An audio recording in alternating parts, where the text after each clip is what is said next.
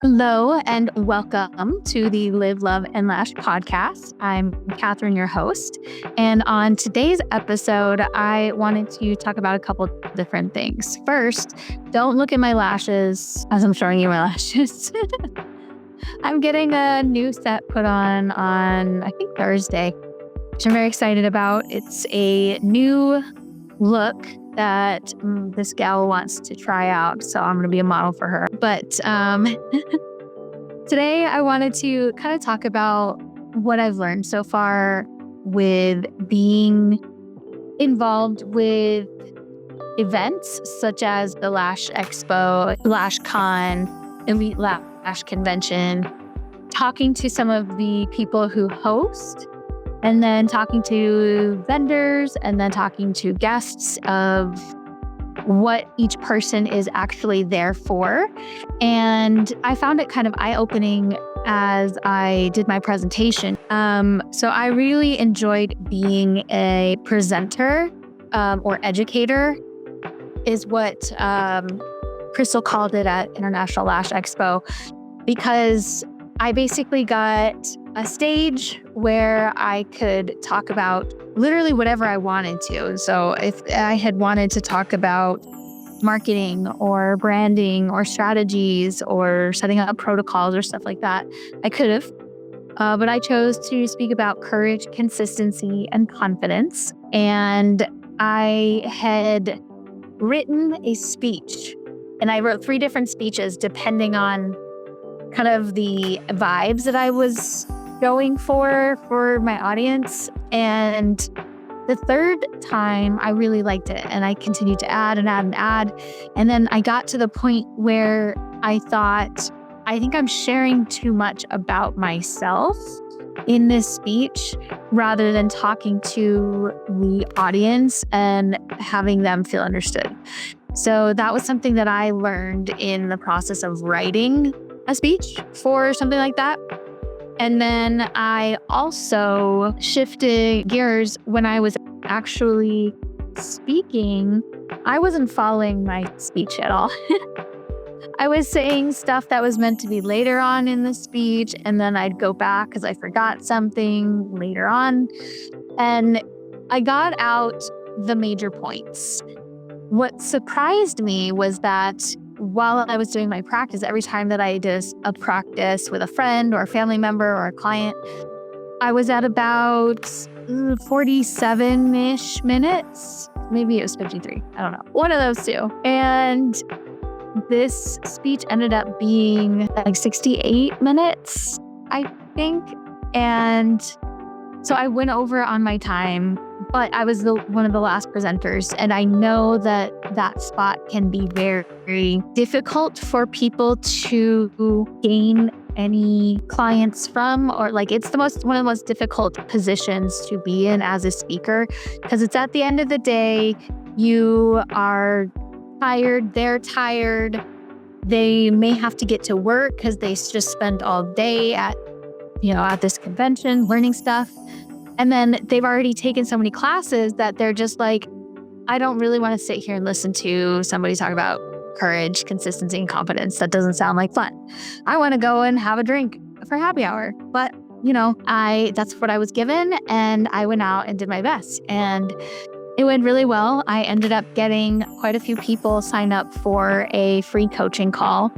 And I'm excited to kind of see what direction they go in and help them in their business, in whether it be mindset or business skills or professional skills, if they're maybe struggling with a specific type of isolation or tweezers or fan making. So like the mindset skills are like encouragement, positive affirmations, and different things that you can change within like your behaviors that are going to open you up from new opportunities.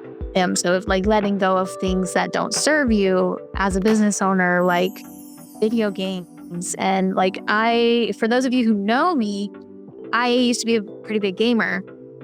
In middle school, I loved Roller Coaster Tycoon. And then I don't know what it was about building roller coasters, but it was so much fun. And it was even more fun, but also incredibly frustrating. So the next like group of people who were there is like the booth renters, the people who have their products or services available for people to shop. And a lot of them said the same thing. It's not necessarily meant as an opportunity to sell. I mean, it is, but the main purpose behind most of the people being there was more so for exposure. So that way more people knew about them, more people knew what they offer, and to kind of potentially collaborate with them on whatever it is that they're doing and building. And from my perspective as a booth renter, I actually did get to experience this. I made a connection with somebody who is in Miami, and I interviewed her on another podcast episode. You should definitely go check it out. It's Latoya. And we talk about kind of the direction of the industry, as well as a little bit into being at ILE. There's going to be a part 2 on that one, so definitely be on the lookout for that. And that kind of goes more in depth into what we experienced as well. So you get to have the opportunity to let other people know that you're here, what you offer, what makes you unique about your business or your product that somebody else doesn't have. Or maybe it's, the same lash tray, it's just rebranded and looks nicer, or maybe a buck cheaper or something. And then you have the perspective of the goers, so the people who paid to be there. Well, I mean, booth renters paid to be there too, and all the educators paid to be there, minus the keynote speakers.